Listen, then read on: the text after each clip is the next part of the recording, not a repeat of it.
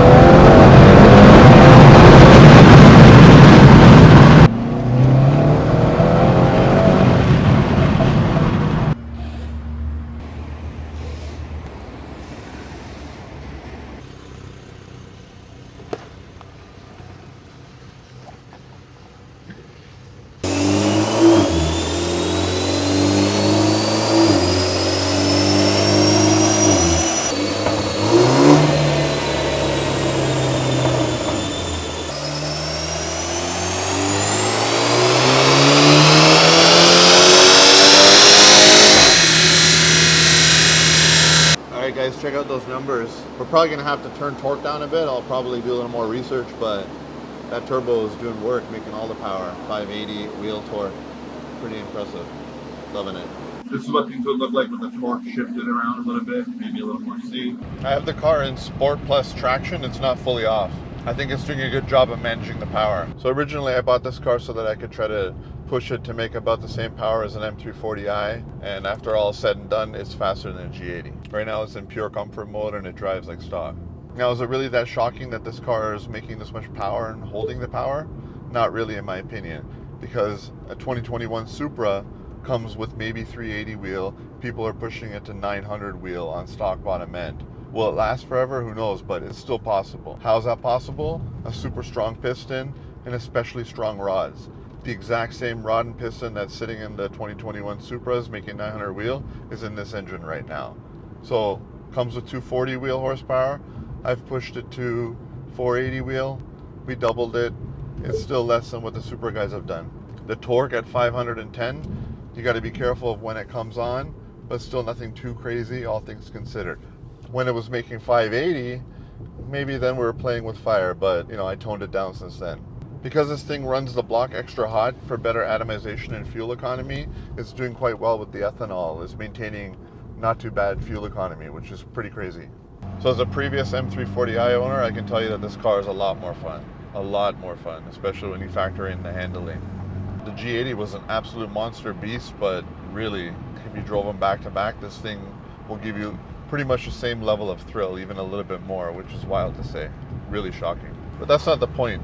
The point is, you can get G80 levels of acceleration, almost the same handling, feels a lot better than an M340i for a good 15 to 20K less than an M340i. Because how many people are really going for 800 or 900 wheel on a B48? 500 wheels plenty for a lot of cars. This only weighs 3,600 pounds. So I'm still happy that the thing made 580 wheel torque. It's a dynojet, so maybe not the same level of stress, but still it's up there on a dynojet regardless of how you cut it, because it's under load. That's how it measures horsepower. But it's not the same type of load where you can do partial throttle tuning, etc. It just proved that I've left myself a buffer. So it took a while to get the results, but it was for personal reasons. We finally got things sorted out, and we'll talk about how I made this much power, and I'll show you the dyno graph in more detail. All right, so we have two lines here, a red line and a blue line. I showed you guys the 474 and 582 wheel torque. The dyno run that you saw was actually the blue line. I was recording at that moment. So what happened was I ran out of time. I had 2 hours of dyno time available, and we didn't have enough time to dial in 91 octane or E40.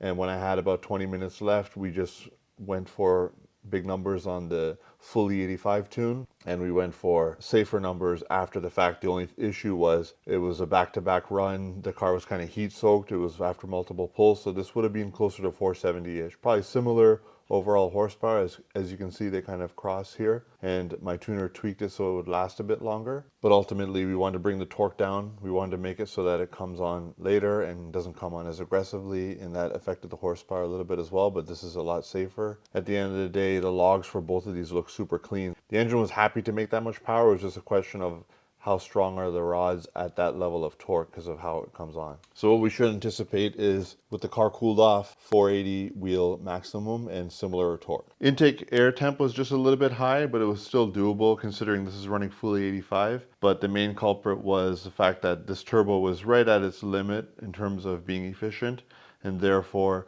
the charge air was hotter than it needed to be. So the next upgrade is going to be an intake manifold. We're going to look into that because I definitely want to keep this turbo. It's making all the power I'm going to want. But we want to make it where we bring down the charge air temp so it can go back to back 480 with the tune, even though it's only making around 500 wheel torque. So we have a downpipe, we have the IM450 turbo, you guys saw that in the last video. I have a K&N drop-in filter. Now the intake muffler was deleted for better air velocity. It's definitely not a limiting factor to run the stock airbox, as you saw with the power numbers. If you notice, we got an upgraded charge pipe. Now you wouldn't be able to see it here, but I have a port injection kit. So I have a video for you guys. It's going to be for the port injection install. I just wanted to get you results considering how much time has passed. But I'll cut over to a quick video clip of all the components so you can see them before installation. Now, considering the amount of interest there's been in this particular project, I want to come out the gate swinging with the best power potential possible. That would involve me going with port injection day one so I can run E85. This plate was provided by a company called IPOS, the same company that makes the turbo. They're the only ones that offer a port injection plate for the B48 right now. To control port injection, we're going to be going with the Motiv Reflex. They provided this at a discount as well. Link in the description for this, as well as IPOS. From a tuning standpoint, I'm going with Racebox. They have tons of experience with the B58 and they've tuned close to a couple thousand VR30s on the Nissan platform, making really impressive power. Hussein, the owner of the company, is one of the smartest guys I know, and he's definitely trusted to get the most out of all this. Now the tuning platform is going to be ECU Tech. The best thing about that is the fact that ECU Tech and Motiv Reflex Plus work hand in hand in a way that's at OEM levels of integration. As you can imagine, this port plate is about that thick. If you were to bolt that to your intake manifold, that's going to move your charge pipe over by about that much. Therefore, we need an aftermarket charge pipe, which has this coupler that you can space out accordingly. But it's also a good idea to go with aftermarket from a strength standpoint. So one of the best parts about going with the Motiv Reflex is the fact that it incorporates flex fuel support.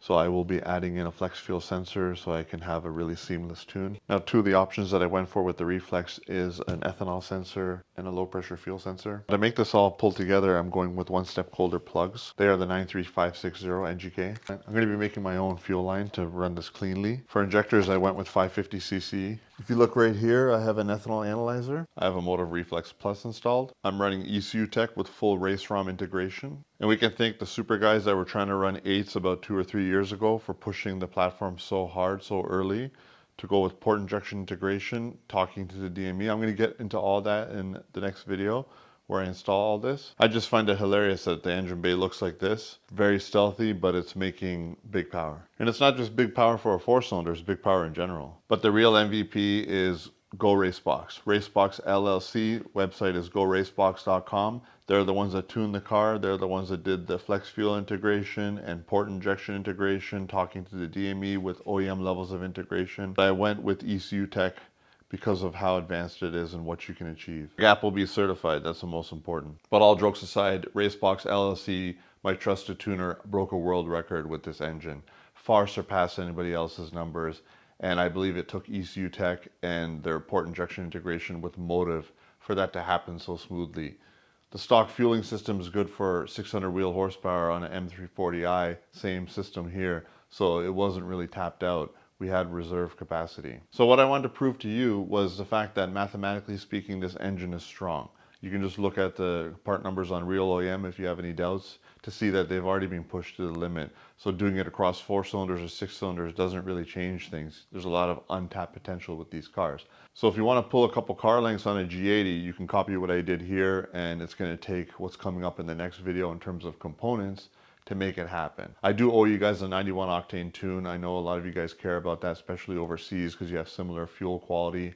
I think it would have done 360 to 380 wheel, but it would have taken a lot more time to get to that number safely on the dyno, probably 2-3 hours just for the 91 tune. Going to E40 or E50 can easily be done on the stock fuel system without any port injection, and I think it would do 380 to 400 wheel on 93 pretty safely. So you can save a lot of money, but if you want to have G80 levels of performance and a little bit more, you can do what I did on this car, which is port injection, ECU tech, and the expertise of Racebox LLC. So that IM450 stockish looking turbo under promised and over delivered by a long shot. It's been running reliably in this car and it's got a lot of potential.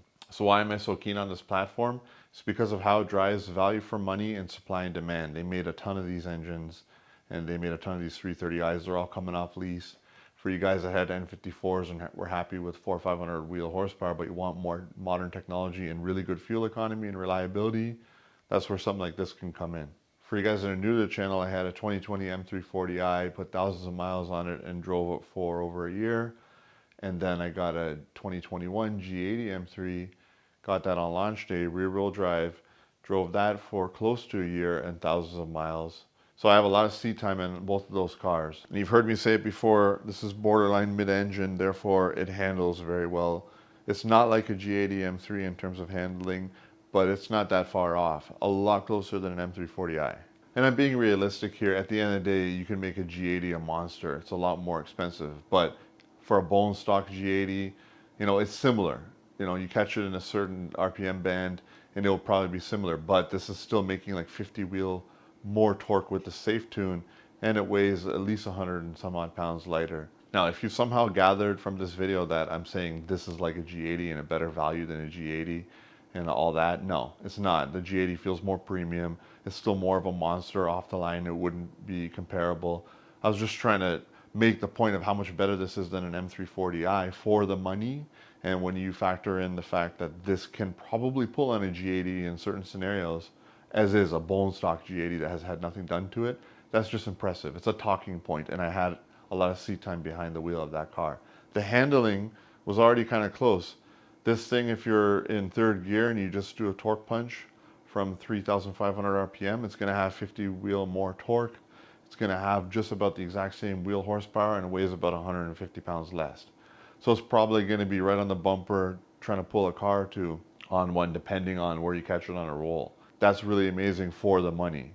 You can buy these for 23 to 25K, maybe 30K loaded. So I'm going to go back to the dyno and get you 91 numbers and 93 numbers. We're gonna try to approximate 93, and then we're gonna do E50 or E40. So now if you're wondering, okay, you have one of these cars that's coming out of warranty, what would you have to spend? So I don't really want to quote numbers because they can change with time, but you know, we're under 5,000, definitely closer to 4,000 to run E50 with the turbo downpipe, K&N drop-in, this elbow delete, nothing else required, probably 420 wheel-ish. You want to take it a little bit further, charge pipe, port plate, Motiv Reflex, flex fuel integration, ECU Tech race ROM, full flex fuel tune with a whole bunch of other features, including map switching, etc. Then you got to add a few $1,000s more, 2,000-ish more. And then if I do the manifold, which is going to allow it so that I can run 480 wheel back to back, not losing horsepower, not getting any high IATs, then you're talking, you know, $7,000-8,000 for a reliable 500 wheel continuous. We can eke out more power and max out this turbo. But the fact that I can make close to 600 wheel torque should give you that comfort to know that, okay, if I'm only going to push 450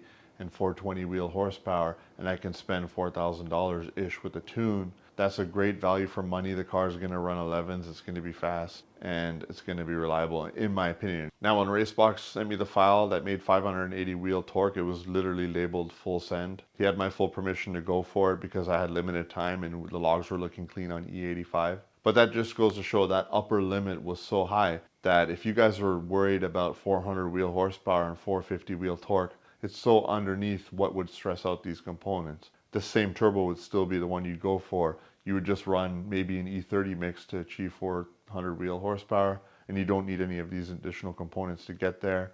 The car will be plenty fast and plenty fun and a great value for money as your next future upgrade or over an M340i if you're finding them to be a little expensive. So I wanted to put myself out there with this car. As you saw, by the way I'm driving it, you know, worst case we blow the motor, I would pull it, but I really don't think we're going to. And you guys can always come down from the 580 wheel world record and go with something you're more comfortable with. It's always pay to play, of course, but you can just help your probability. Now, if you want to support the channel, I'm going to put affiliate links in the description for the turbo downpipe and the port plate. Real quick summary, you guys asked quite often in the comments. We've proven all this. As you can see, better head flow help with power, It took full port injection to make this possible, Supra pistons, all that.